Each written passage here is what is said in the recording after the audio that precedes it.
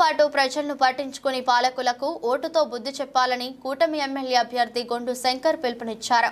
గ్రామీణ మండలం తంగివానిపేట గ్రామంలో తంగి రమేష్ ఆధ్వర్యంలో మంగళవారం సాయంత్రం నిర్వహించిన ప్రజాగలం బాబు సూపర్ 6 పథకాల ప్రచారంలో ఆయన పాల్గొన్నారు. గ్రామంలో పర్యటించి ఇంటింటికి వెళ్లిన ఆయన గ్రామస్తులకు సూపర్ 6 పథకాలను మేనిఫెస్టోను వివరించారు. ఈ సందర్భంగా ఆయన మాట్లాడుతూ వైకాపా నేతల మోసపూరిత ఆరోపణలను తిప్పికొట్టారు. 5 ఏళ్ల పాలనను చూసిన ప్రజలను మాటల గారడితో ఇంకా మభ్యపెట్టాలని చూడటం వారి అవివేకమని ఎద్దేవా చేశారు. అభివృద్ధి అంటే ఏమిటో చంద్రన్న హయాంలో త్వరలోనే చూస్తారని చెప్పారు. నియోజకవర్గంలో ప్రజలకు తాను అండగా ఉంటానని భరోసా ఇచ్చారు. రానున్న ఎన్నికల్లో కూటమి ఎంపీ అభ్యర్థి రామ్మోహన్ నాయుడును ఎమ్మెల్యేగా తనను అత్యధిక మెజారిటీతో గెలిపించాలని కోరారు. ఈ కార్యక్రమంలో టీడీపీ, జనసేన, బీజేపీ నాయకులు, కార్యకర్తలు పాల్గొన్నారు. నేను ఒకటే చెప్తున్నా, 5 సంవత్సరాలు మీరు మొద్దు నిద్రపోయి ఒక పైసా పని చేయకుండా, తట్టెడు మట్టి కూడా మీరు ఎక్కడా వేయకుండా ఉల్టా ఇసుక బుక్కి 2 నదుల్లో ఇసుక బుక్కి కోట్లాది రూపాయలు కొల్లగొట్టి సిగ్గు ఒగ్గు లేకుండా మళ్ళీ ఓట్లు అడగడానికి ఏం మొహం పెట్టుకొని వస్తున్నారు అని నేను వైసీపీ నాయకులు అడుగుతున్నా. మొదటి 2 సంవత్సరాలు బోర్డు పెట్టేశారు, ఎవరు రావద్దు, నా మంత్రి పదవి లేదని. తర్వాత 2.5 సంవత్సరాలు ఏం పని చేయలే.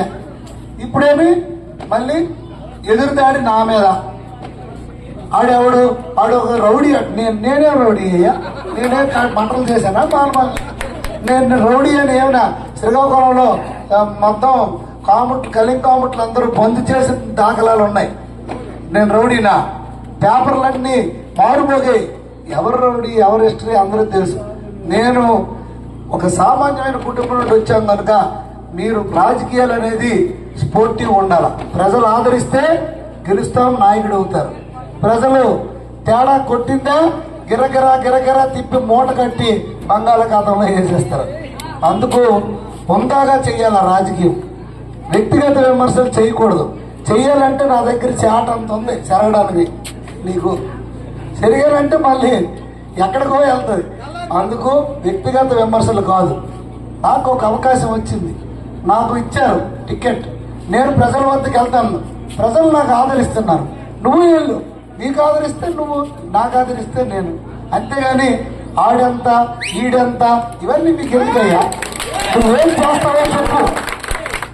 చేస్తావో చెప్పు. అంతేగాని తంగివారిపేట వచ్చి మూలపేటలో 3000 ఇచ్చానంటే మూలపేట ఎక్కడ ఉంది మీకు తెలుసా? ఎందుకు ఈ సుత్తి? ఎందుకు ఈ గరిడి పురిడి మాటలు, గారిడి మాటలు ఎందుకు ఇవన్నీ? ఇక్కడ ఏమి ఇచ్చావు చెప్పు.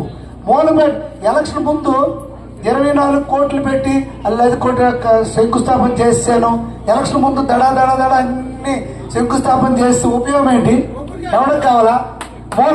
మూలపేటలో నువ్వు పోటు కడితే 4.5 సంవత్సరాలు ఏం చేశారు? ఏం పీకారు మీరు? మొదటి సంవత్సరం ఎందుకు కట్టలేదు? మొదటి సంవత్సరం స్టార్ట్ చేసి 4.5 సంవత్సరానికి కంప్లీట్ చేసి నువ్వు ఇస్తే అది మొగొడతాను. మీ యంత్రాంగంలో మొన్న పాలాభిషేకం చేసిన స్టేడియంలో జగన్మోహన్ రెడ్డి 12 కోట్లు ఇచ్చాడట. 12 కోట్లు ఇస్తే పాలాభిషేకం చేసే మరి పని ఏది? ఎలాంటి స్టేడియంకి? నాకు ఏడుపు వచ్చింది. చిన్నపిల్లలు పని చేస్తుంటే అక్కడ ఆటలాడుతుంటే ఆ చేతులు ముడుకులు ఇదైపోయి. ఆడపిల్లలు ఆటాడితే వాళ్ళకి బాత్రూమ్ వస్తే ఎక్కడికి వెళ్ళాలి తెలుసా? 2 కిలోమీటర్ల బండి మీద వెళ్ళి వేరే ఎక్కడో హాస్పిటల్ అంటే ఎక్కడో వెళ్ళి యూరిన్ వెళ్ళి మళ్ళీ వస్తున్నారు. 15,000 ఒక బాత్రూమ్. 10 బాత్రూమ్లు కట్టలేవా 2 లక్షలు పెట్టి? అక్కడ జిమ్ ఉంది, ఆ బయట జిమ్ చేస్తారు. వర్షం పడితే తడిసిపోతారు, ఎండ వస్తే ఎండ తగులుతుంది. రేపు షెడ్ వేయలేరా 2 లక్షలు పెట్టి? ఇలా పాలకులా? దీనికి సమర్థత ఎవరికి కావాలి? సమర్థత ఎవరికి? కొండ. ఎవరి కొండ? నేను అంతకంటే పెద్ద కొండ. నాకు అంతకంటే అంత ధైర్యం ఉండాలి, పని చేయాలి. 40 సంవత్సరాల ఇండస్ట్రీ అంటారు. ఏమి? ఒక స్టేడియంలో ఆడపిల్లలు బాక్సింగ్ అని అదని ఇదని ట్రైనింగ్ అవుతున్నారు. వాళ్ళు ఎక్కడండి యూరిన్ వెళ్తారు? ఇంత దౌర్భాగ్య స్థితి ఎక్కడైనా ఉందా? ఏడుపు వచ్చింది నాకు మొన్న పిల్లవారికి వెళ్తే.